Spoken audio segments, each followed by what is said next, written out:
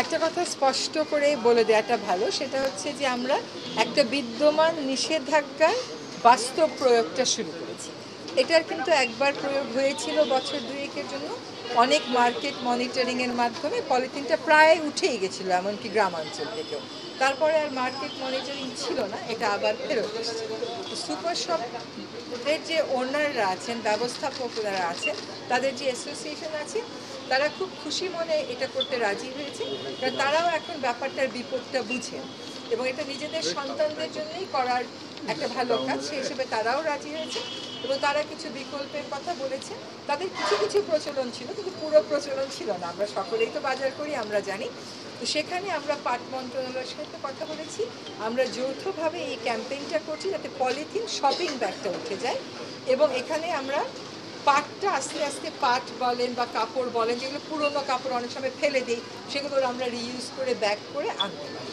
মোট প্রথম পরিকল্পনা হচ্ছে পলিথিন শপিং ব্যাগের উপর বিদ্যমান নিষেধাজ্ঞাটা ক্রমান্বয়ে বাস্তবায়নের দিকে যাওয়া। আমরা সুপার শপগুলো দিয়ে শুরু করেছি, ক্রমে ক্রমে আমরা ঢাকার বাইরে যাব এবং এক পর্যায়ে মুদি দোকান, কাঁচা বাজার, সেখানেও দেশব্যাপী চলে যাব। কাঁচা বাজারে আমাদের কাজটা শুরু হবে 1 নভেম্বর থেকে।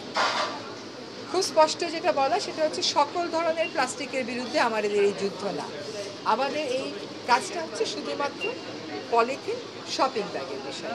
এখানে অনেকে প্রশ্ন করেন যে ময়লার বিনে তারা যে পলিথিনটা এখান থেকে কিনে নেন, সেটার উপরে আপাতত আমাদের কোনো নিষেধাজ্ঞা নেই, কারণ আমরা এখনো বিকল্পে যেতে পারি।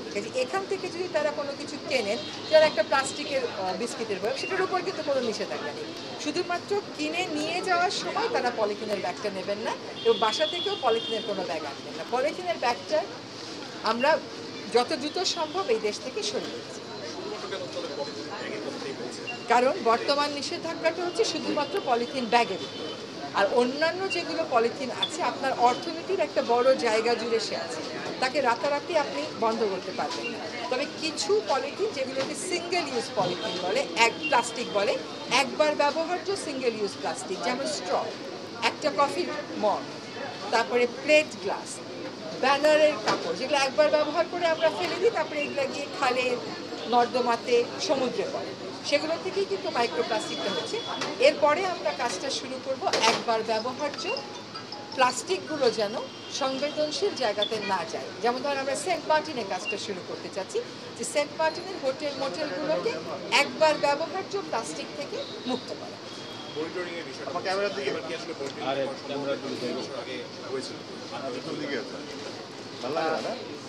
মনিটরিংটা আসলে অনেক বছর যাবতীয় হয়নি। 2004 থেকে 2006 একটা মার্কেট মনিটরিং হয়েছিল এবং তার ফলে পলিথিন কমে এসেছিল। আমরা এখন ক্রমান্বয়ে যাচ্ছি মনিটরিংটার সুবিধার জন্য, আমাদেরও লক্ষ্যবলের অভাব আছে, সেজন্য আমরা সুপার শপ দিয়ে শুরু করেছি, কারণ এখানে আমাদের জন্য মনিটর করতে সুবিধা। তারপরে আমরা যাচ্ছি কাঁচা বাজারে, আর 1 নভেম্বর থেকে দেশব্যাপী পলিথিন শপিং ব্যাগ উৎপাদনের বিরুদ্ধে আমাদের অভিযান চলবে।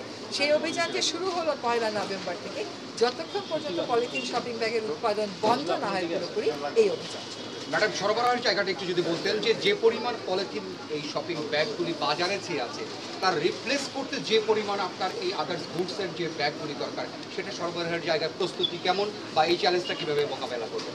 আমি সকালেও বলেছি, জানি না সেই সভায় ছিলেন কিনা, যে প্রয়োজন হলেই আবিষ্কার হয়। Necessity is the mother of invention. আপনি যদি আশা করেন যে সকল পলিথিন ব্যাগের সকল বিকল্প মাঠে থাকলে তখনই আপনি কাজ শুরু করবেন, কাজটা আর কখনো হবে না, কারণ পলিথিন যারা উৎপাদন করে তারা এই কাজটা কখনো করতে দিবে না। সেই জন্য এখনো পর্যন্ত তো কেউ বলেনি যে আমাদের সরবরাহে ঘাটতি আছে। আর যেখানে আপনি ছোট ছোট 10টা পলিথিন নিতেন, সেখানে আপনি বড় একটা চটের ব্যাগ নেবেন। ছোট ছোট পলিথিনগুলো আপনি নিয়ে ফেলে দিতেন, কিন্তু ওই একটা চটের ব্যাগ কিন্তু আপনি আর ফেলবেন না। আপনি 6 মাস, 3 মাস, 1 বছর, নির্ভর করে এটা কতটা টেকসই, এটা চালাবেন। ফলে পলিথিনের বিপরীতে যে কটা পলিথিন, সে কটা পাটের ব্যাগ বা চটের ব্যাগের আমার দরকার নেই, সেটার সংখ্যা কম হলেও চলবে। সেজন্যই কিন্তু 1 মাস সময়ের কথা আমরা বলেছি, যে আমরা কোনো পুলিশি অভিযান বা এসব কোনো কাজে যাচ্ছি না। 15 দিন পর ওনাদের সাথে আমরা রিভিউতে বসবো, ওনাদের কোথাও কোনো সমস্যা হচ্ছে কিনা। গত 29 তারিখে মেলাতে ওনারা অনেক কিছু অর্ডার দিয়ে এসেছে, তারা সাপ্লাই দিতে পারবে কিনা, এগুলো দেখবো। বাজার যখন সম্পূর্ণ প্রস্তুত হবে, তখন আমরা পুরোদমে অভিযান। মনে করেন পলিথিন, কিন্তু পলিথিনটা যখন মাইক্রোপ্লাস্টিক হয়ে আপনার রক্তে চলে আসে, আপনার প্লাসেন্টায় চলে আসে, আপনার লিভারে চলে আসে, মায়ের দুধে চলে আসে, আপনার ব্রেইনে চলে আসে, আপনি তো আর বলতে পারেন না এটা ফ্রি। এটা কি বলা যায়? এটার একটা হেলথ কস্ট আছে যেটা মারাত্মক, যার জন্য বিশ্বব্যাপী একটা আন্তর্জাতিক আইনই করছে পলিথিন বর্জ্য ব্যবস্থাপনা নিয়ে। আর যখন বাল্কে অর্ডার হবে, যদি প্রায়োগিক দিকে আসেন, যদি যখন বাল্কে অর্ডার হবে তখন দামটা কমে আসবে।